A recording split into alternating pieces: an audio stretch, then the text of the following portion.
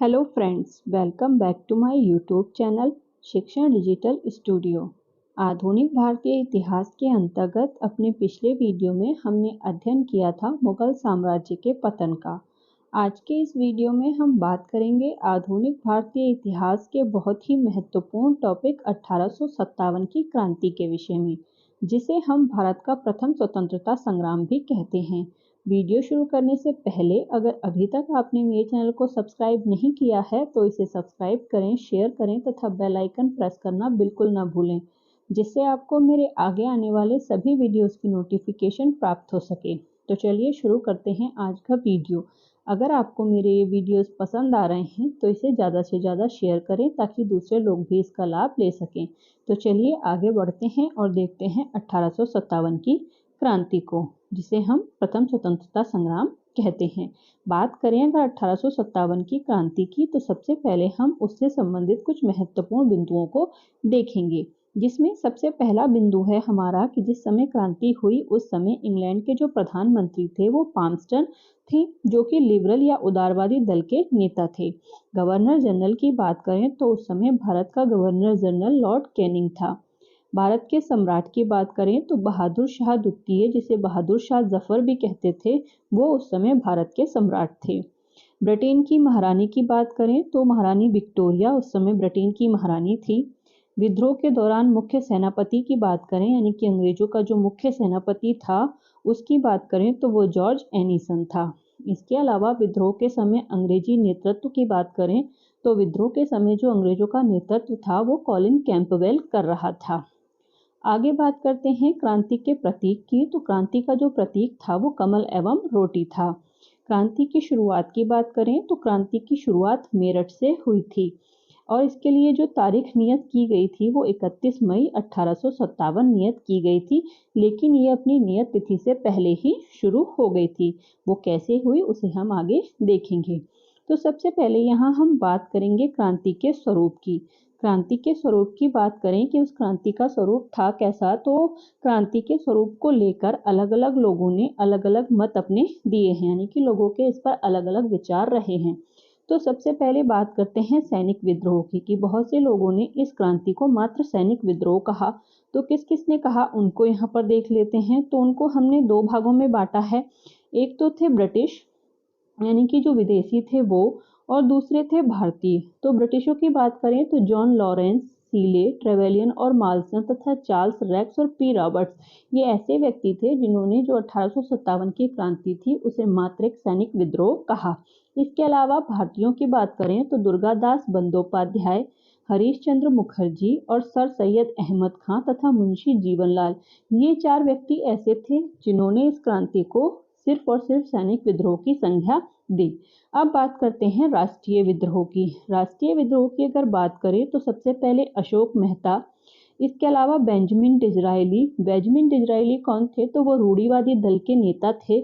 उन्होंने British house of Commons में बोलते हुए ऐसा कहा था कि जो 1857 में जो भारत में क्रांति हुई वो एक राष्ट्रीय विद्रोह था। डिज़रायली उस समय विपक्ष के नेता थे, यानी कि जिस समय ये क्रांति हुई हमने देखा कि जो प्रधानमंत्री यानी कि जो सत्ता दल था उसके जो नेता थे वो पामस्टन थे, और जो बेंजामिन डिज़रायली थे ये रूढ़िवादी दल के नेता थे और ये उस समय विपक्ष के नेता थे। तो इन्होंने उसी दौरान ब्रिटिश हाउस ऑफ कॉमन्स, यानी कि जो ब्रिटेन की लोकसभा होती है, उसमें बोलते हुए ऐसा कहा था कि जो भारत में 1857 की क्रांति हुई है वो उसका राष्ट्रीय विद्रोह है। इसके अलावा जो अशोक मेहता थे उन्होंने भी इसे राष्ट्रीय विद्रोह बोला। अब बात करते हैं स्वतंत्रता संग्राम की कि कौन से व्यक्ति ऐसे थे जिन्होंने 1857 की क्रांति को स्वतंत्रता संग्राम के नजरिए से देखा। इनमें सबसे पहले है विनायक दामोदर सावरकर, जिन्हें हम वीडी सावरकर कहते हैं। इनकी पुस्तक है the Indian war of independence 1857। उस पुस्तक में इन्होंने इस क्रांति को स्वतंत्रता संग्राम की संज्ञा दी है। इसके अलावा शशि भूषण चौधरी, इन्होंने अपनी पुस्तक theories of the Indian military में भी इसे स्वतंत्रता संग्राम कहा है। इसके अलावा ईश्वरी प्रसाद ने भी इसे स्वतंत्रता संग्राम की संज्ञा दी है। तो ये तो था क्रांति का स्वरूप की लोगों ने क्रांति के स्वरूप के बारे में अपने अलग अलग विचार दिए हैं। अब 1857 की क्रांति से संबंधित कुछ महत्वपूर्ण पुस्तकों को देख लेते हैं। बहुत से राइटरों ने या बहुत से जो इतिहासकार थे उन्होंने इसके ऊपर अपनी पुस्तकें लिखी, तो उनके बारे में देख लेते हैं कि कौन सी पुस्तक किसने लिखी। तो सबसे पहले बात करते हैं आरसी मजूमदार की। आरसी मजूमदार की जो किताब है वो है the sepoy mutiny and the revolt of 1857। इसके अलावा बात करें एसएन सेन की, तो उनकी पुस्तक है 1857, मतलब इस पुस्तक का नाम ही केवल और केवल 1857 है।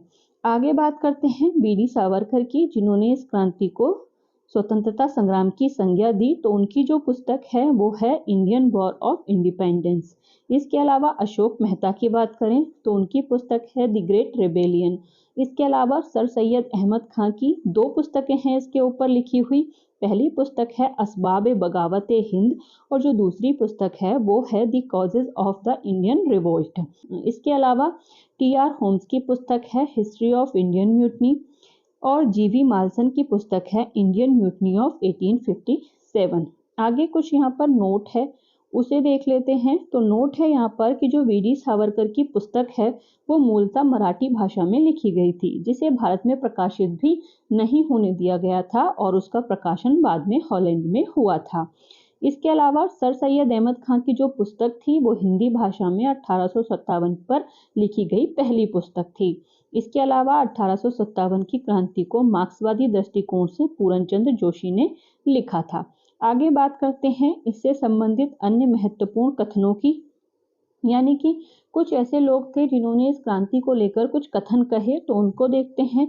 तो हिंदू मुस्लिम षड्यंत्र कहा इसको जेम्स आउट्रम एवं डब्ल्यू टेलर, यानी कि जेम्स आउट्रम और डब्ल्यू टेलर ऐसे व्यक्ति थे, उन्होंने इस जो क्रांति थी उसको हिंदू मुस्लिम षड्यंत्र बताया। इसके अलावा धर्मांधों का ईसाइयों के विरुद्ध युद्ध, ऐसा कहा एल.आर. रीज ने। बर्बरता तथा सभ्यता के बीच युद्ध, ऐसा कहा टी.आर. होम्स ने।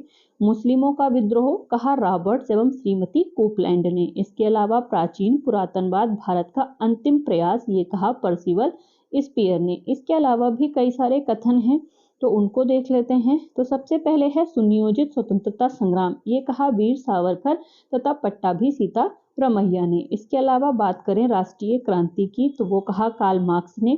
ना तो प्रथम, ना तो राष्ट्रीय और ना ही स्वतंत्रता संग्राम, ऐसा कहा आरसी मजूमदार ने। इसके अलावा राष्ट्रीयता के अभाव में स्वतंत्रता संग्राम, ये कहा एसएन सेन ने। इसके अलावा एक कथन है इस क्रांति के बारे में कि आरंभ से ही जो षड्यंत्र था वो सिपाहियों तक सीमित नहीं था, ना ही ये उनसे शुरू हुआ था। ऐसा किसका कथन है? तो ये बहादुर शाह के केस के जो जज थे उनका कथन है। आगे एक और कथन है, यह सबको विदित है कि इस युग के लोग, चाहे वे हिंदू हों या मुसलमान, सभी विधर्मी और विश्वासघातक अंग्रेजों के जुल्म से बर्बाद हो रहे हैं। ये कथन था बहादुर शाह का, जो कि उस समय भारत के सम्राट थे। एक नोट है यहाँ पर कि जो आरसी मजूमदार थे उनको पहले भारत सरकार ने 1857 का इतिहास लिखने के लिए सरकारी इतिहासकार के रूप में नियुक्त किया था, लेकिन कुछ मतभेद हो जाने के कारण वो नहीं लिख पाए और बाद में एसएन सेन ने जो सरकारी किताब थी उसको लिखा था। अब बात करते हैं हम विद्रोह के कारणों की, कि इस विद्रोह को होने के कारण क्या थे। तो जैसा कि आपने अब तक जो भी आधुनिक भारतीय इतिहास में पढ़ा है, बहुत से ऐसे कार्य थे जिसकी वजह से भारतीय जो थे वो अंग्रेजों के प्रति नाराज थे। तो अब देखते हैं पहले हम कि कौन कौन से कारण थे इस विद्रोह के। तो उसको हम दो टाइप के कारणों में विभाजित करते हैं। पहले हैं दीर्घकालिक कारण, मतलब बहुत लंबे समय से लोगों के मन में अंग्रेजों के विरुद्ध भावनाएं बढ़ रही थी, तो वो दीर्घकालिक कारण थे। इसके अलावा कुछ तात्कालिक कारण भी थे जिन्होंने क्रांति को अवश्यंभावी बना दिया था। सबसे पहले बात करें दीर्घकालिक कारण की, तो उसमें सबसे पहले आएंगे राजनीतिक और प्रशासनिक कारण, जिनको डिटेल में हम आगे देखेंगे। इसके अलावा आर्थिक कारण, यानी कि अंग्रेजों की जो आर्थिक नीतियां थी वो। इसके अलावा कुछ सैनिक कारण थे। इसके अलावा धार्मिक और सामाजिक कारण भी थे। इसके अलावा बात करें तात्कालिक कारणों की, तो चर्बी वाले कारतूस की जो घटना थी वो इस क्रांति का तात्कालिक कारण मानी जाती है। आगे इन सबको हम डिटेल में देखेंगे। इसके अलावा बैरकपुर छावनी का जो विद्रोह हुआ, वहीं से क्रांति की शुरुआत हो गई, उसे भी हम आगे देखेंगे। अब सबसे पहले हम डिटेल में बात करते हैं दीर्घकालिक कारणों के अंतर्गत प्रशासनिक और राजनीतिक कारणों की। तो प्रशासनिक और राजनीतिक कारणों के अंतर्गत अगर हम सबसे पहले देखें तो हम सबसे पहले यहाँ बात करेंगे वेलेज़ली की सहायक संधि के विषय में, जिसके बारे में हम डिटेल से अपने पिछले वीडियोस में देख चुके हैं। अगर आपने मेरे वो वीडियोस नहीं देखे हैं तो आप आधुनिक भारतीय इतिहास की जो मेरी प्लेलिस्ट है उसमें जाकर देख सकते हैं। तो वेलेज़ली की जो सहायक संधि है उसके अनुसार उसने कई सारे राज्यों से सहायक संधि की, जैसे कि हैदराबाद से 1798 में, मैसूर से 1799 में, तंजौर से 1799, अवध से 1801 में, पेशवा से 1802 में, भोंसले से 1803 में और सिंधिया से 1804 में। इसके अलावा भी अन्य छोटे छोटे राज्य थे जिनसे वेलेज़ली ने सहायक संधि की, जैसे कि जोधपुर, जयपुर, मछेंद्री, बूंदी तथा भरतपुर। ये सारे राज्य ऐसे थे जिनसे सहायक संधि के जरिए जो अंग्रेज थे उन्होंने इन पर अपना कब्जा जमा लिया था। तो इसी वजह से जो ये राज्य, यहाँ के जो शासक या जनता थी वो अंग्रेजों से काफ़ी परेशान थी और इसीलिए उन्होंने उनके खिलाफ विद्रोह किया था। आगे बात करते हैं दूसरी यानी कि डलहौजी की व्यवगत या फिर गोद निषेध नीति की। इसके बारे में भी हम डिटेल से पिछले वीडियोस में बात कर चुके हैं। तो डलहौजी की जो व्यवगत नीति थी उसके अंतर्गत उसने सतारा को 1848 में अपने साम्राज्य में मिलाया, फिर जैतपुर व संभलपुर को 1849 में, बाघाट को 1850 में और उदयपुर को 1852 में। इसके अलावा झांसी, जो कि आप जानते हैं कि 1857 की क्रांति में सबसे ज़्यादा फेमस रही, तो झांसी को 1853 में और नागपुर को 1854 में। तो ये सारे राज्य ऐसे थे जिनको डलहौजी ने अपनी राज्य हड़प नीति के अंतर्गत अपने साम्राज्य में सम्मिलित कर लिया था। इसके अलावा कुछ और प्रशासनिक कारणों की बात करें तो उसमें जो भारतीय राज्य और राजा थे उनके साथ जो अंग्रेजों का व्यवहार था वो भी इस विद्रोह का कारण बना। सबसे पहले हम बात करेंगे बहादुर शाह के साथ जो उनका व्यवहार था उसके विषय में, क्योंकि उस समय बहादुर शाह क्या था, मुगल बादशाह था, तो उसके साथ जो व्यवहार किया गया वो भी कारण बना इस विद्रोह का। तो क्या हुआ, 1803 से मुगल बादशाह अंग्रेजों के संरक्षण में रह रहा था। आप जानते हैं कि 1803 में होलकर का पीछा करते हुए जब जनरल लेक उत्तर भारत की तरफ बढ़ रहा था तो उसी समय उसने दिल्ली में अपना अधिकार कर लिया था। तो इसी समय से जो मुगल बादशाह था वो अंग्रेजों के संरक्षण में आ गया था। 1823 ईस्वी में जो लॉर्ड एमहर्स्ट था वो मुगल बादशाह से बराबरी के स्तर पर मिला था, यानी यहाँ तक तो उन्होंने जो मुगल बादशाह था उसको अपने समान अधिकार दिए थे, यानी कि अपने समान उसे समझा था। लेकिन 1836 में जब लॉर्ड ऑकलैंड आया तो उसने जो मुगल बादशाह था उससे अपने दावे और अधिकार छोड़ने के लिए कहा। इसके अलावा नज़र लेने यानी कि लोगों से जो नज़र, खिल्लत, उपहार वगैरह लेते थे और साथ ही साथ जो राजा दरबार करता था उस पर रोक लगा दी। उसके बाद आया लॉर्ड एलनबरो। एलनबरो ने क्या किया, बादशाह से जो सिक्के थे उन पर से बादशाह का नाम हटा दिया। इसके अलावा बाद में जब डलहौजी आया तो उसने बादशाह से लाल किला खाली करके कुतुब मीनार में रहने को कहा। यानी आप देख रहे हैं कि धीरे धीरे जो मुगल बादशाह है उसके पद को ये नीचे नीचे गिराए जा रहे हैं। इसके बाद जब लॉर्ड कैनिंग आया डलहौजी के बाद तो उसने बादशाह का पद ही समाप्त कर दिया और जो अगला वारिस था मुगल उसको मुगल बादशाह स्वीकार नहीं किया। तो ये तो था मुगल बादशाह के साथ व्यवहार। अब बात करते हैं एक और राज्य जो कि था अवध। अवध के जो नवाब थे उनके साथ क्या व्यवहार किया अंग्रेजों ने। तो बात करें अगर अवध की तो अवध क्या था, सर्वाधिक वफादार राज्य था अंग्रेजों का। आप जानते हैं कि जिस टाइम पे यानी कि जब अंग्रेजों ने अपनी पूरी सत्ता यहाँ पर काबिज की थी 1764 के बाद बक्सर युद्ध के पश्चात इलाहाबाद की संधि से, तो तब से ही जो अवध था वो अंग्रेजों का काफ़ी वफादार था। लेकिन जब डलहौजी भारत में आया तो उसको अवध हर किसी कीमत पर अपने साम्राज्य में चाहिए था, यानी कि वो हर किसी कीमत पर अवध को अपने साम्राज्य में सम्मिलित करना चाहता था। अब जो उसकी नीति थी राज्य हड़प नीति, उसके अंतर्गत इसको वो शामिल नहीं कर पा रहा था। तो उसने क्या किया, जो जेम्स आउटरम था जिसको उसने वहाँ का कमिश्नर बनाया था, तो उसकी रिपोर्ट के आधार पर फरवरी 1856 में कुशासन का आरोप लगाकर अवध को पहले चीफ कमिश्नरी प्रांत बना दिया, बाद में उसे अपने साम्राज्य में सम्मिलित कर लिया। इसके अलावा हेनरी लॉरेंस को अवध का कमिश्नर बनाया गया। वाजिद अली शाह जो कि उस समय अवध के नवाब थे उनको कलकत्ता में नज़रबंद कर दिया गया और उनका जो पुत्र था बिरजिस कादिर उसको अगला नवाब नहीं माना। इसके अलावा कुछ अन्य प्रशासनिक कारण भी थे जो 1857 की क्रांति के कारण बने। तो सबसे पहले अन्य कारणों को देखें तो तंजौर एवं कर्नाटक के नवाबों की जो उपाधियां थी वो समाप्त कर दी गईं। 1831 में मैसूर के राजा को पेंशन पर रख दिया गया। पेशवा बाजीराव द्वितीय के दत्तक पुत्र नाना साहब, जिनका मूल नाम धोंदू पंत था, उनको पेंशन देने से इनकार कर दिया। 1854 में डलहौजी ने एक इनाम कमीशन बनाया था, जिसके अंतर्गत उसने 35,000 में से 20,000 जो जागीरें थी उनको जब्त कर लिया। इसके अलावा प्रशासनिक पदों की नियुक्ति में भारतीयों के साथ भेदभाव भी किया जाता था। तो ये अन्य प्रशासनिक कारण थे। यहाँ पर एक नोट देख लेते हैं कि जो सर सैयद अहमद खां थे, उन्होंने 1857 की क्रांति का जो कारण था वो भारतीयों का प्रशासनिक तंत्र में उच्च पदों पर नियुक्त न किया जाना ही बताया। यानी कि भारतीय इस बात से नाराज थे कि उनको ब्रिटिश कंपनी के अधीन उच्च प्रशासनिक पदों पर नियुक्त नहीं किया जाता था। सर सैयद अहमद खां की बात करें तो ये ब्रिटिश कंपनी के अधीन उस समय बिजनौर में सदर आमीन के पद पर कार्यरत थे।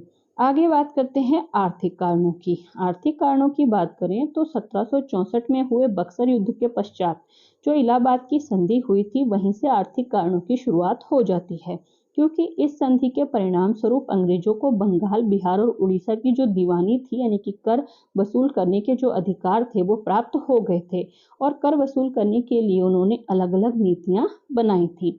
तो अंग्रेजों की आर्थिक नीतियों की बात करें तो सबसे पहले हम कृषि व्यवस्था से संबंधित नीति की बात करेंगे। तो कृषि लगान व्यवस्था के लिए उन्होंने 3 टाइप की भू राजस्व व्यवस्था भारत में लागू की। एक थी स्थायी बंदोबस्त, दूसरी थी रैयतवाड़ी बंदोबस्त और तीसरी थी महालवाड़ी बंदोबस्त। इनको हम फुल डिटेल के साथ 1857 की क्रांति पढ़ लेने के पश्चात इनको देखेंगे। आगे बात करें कि जो भू राजस्व व्यवस्था थी, इसमें क्या क्या परेशानियां थी। तो सबसे पहले तो लगान की ऊंची दरें इसमें रखी गई थी, यानी कि लगान बहुत ज़्यादा मात्रा में वसूला जा रहा था। दूसरा, उसकी वसूली बहुत कठोरता से की जा रही थी, यानी कि किसी के पास अगर नहीं भी है तो उसे हर हाल में देना ही था, चाहे वो खुद को बेच कर ही क्यों न दे। इसके अलावा उन्होंने एक सूर्यास्त का नियम भी बनाया था, जो कि 1794 में लागू किया गया था। इन सबको हम डिटेल से आगे जब हम अंग्रेजों की नीतियां पढ़ेंगे उसमें देखेंगे। जमींदार को भूमि का स्वामी माना गया, तो ये भी एक कारण बना कि जो किसानों की भूमियां थी उनसे उनका मालिकाना हक छीनकर जमींदारों को दे दिया गया। इसके अलावा बेरोजगारी में वृद्धि हो रही थी उनकी वजह से, तो वो भी एक कारण बना, लोगों की नौकरियां जा रही थी। कृषकों की स्थिति दयनीय हो रही थी। तो ये सब आर्थिक कारण थे जो कृषि के अंतर्गत थे। अब दूसरा बात करते हैं कृषि के वाणिज्यकरण की। तो कृषि के वाणिज्यकरण की बात करें तो कपास, चाय, अफीम, कॉफी, रेशम आदि के उत्पादन पर अंग्रेज जोर दे रहे थे और जो खाद्यान्न थे, यानी कि जो खाने वाली फसलें थी, उनकी कमी कर रहे थे, यानी कि उनमें कमी हो रही थी। तो खाद्यान्नों में कमी के कारण बहुत सारे अकाल पड़े, तो ये भी एक कारण बना उनके खिलाफ विद्रोह का। इसके अलावा जो 3 कठिया प्रथा थी और जो ददनी प्रथा थी, उसको भी उन्होंने बढ़ावा दिया। तो ये सब आर्थिक कारण थे। इसके अलावा आर्थिक कारणों में ही बात करें तो एक और कारण था निवेश, यानी कि जब अंग्रेजों के हाथ में यहाँ की सत्ता आ गई तो वो यहाँ पर निवेश भी कर रहे थे। अब आप सोचेंगे कि निवेश कर रहे थे तो मतलब भारत के लिए अच्छा ही कर रहे थे, लेकिन ऐसा नहीं था। ब्रिटिश सरकार ने रेलवे, डाक तार, बैंकिंग, बीमा आदि में निवेश किया, जिस पर उन्हें लाभांश मिलता था, यानी कि यहाँ पर वो अपना पैसा लगा रहे थे, उसके बदले में प्रॉफिट कमा रहे थे और जो प्रॉफिट था वो सीधा ब्रिटेन चला जाता था। यानी भारत से धन का बहिर्गमन हो रहा था, यानी कि भारत का पैसा जो प्रॉफिट के रूप में उन्हें मिल रहा था, उसका उपयोग वो भारत में ना कर कर अपने देश में कर रहे थे, जिससे भारत का पैसा उनके देश जा रहा था और भारत गरीब हो रहा था।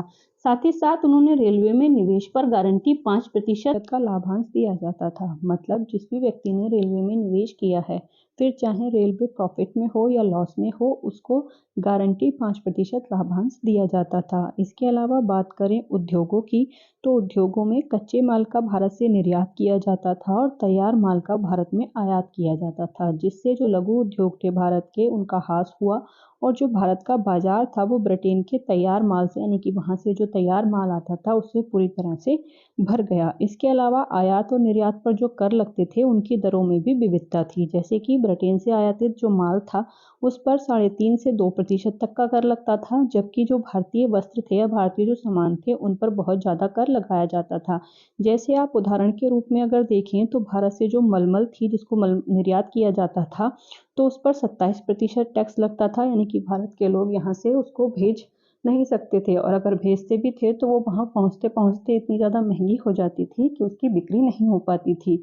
इसके अलावा सूती कपड़े पर 71% का जो कर था वो लगाया गया था। इसके अलावा रेशमी कपड़े पर 90% तक का कर लगाया गया था, जिससे जो भारतीय वस्तुएँ थीं वो वहाँ महँगी हो गईं और जो ब्रिटिश वस्तुएँ थीं वो भारत में आकर सस्ती हो गईं। भारत को सिर्फ़ कच्चे माल का निर्यातक बना दिया गया था, यानी कि जो कपास या कच्चा माल जो भी उन्हें सामान तैयार करने के लिए चाहिए होता था, उस पर टैक्स वो कम लगाते थे, और जो बनी बनाई वस्तुएँ होती थीं भारत की, उन पर टैक्स ज़्यादा लगाते थे।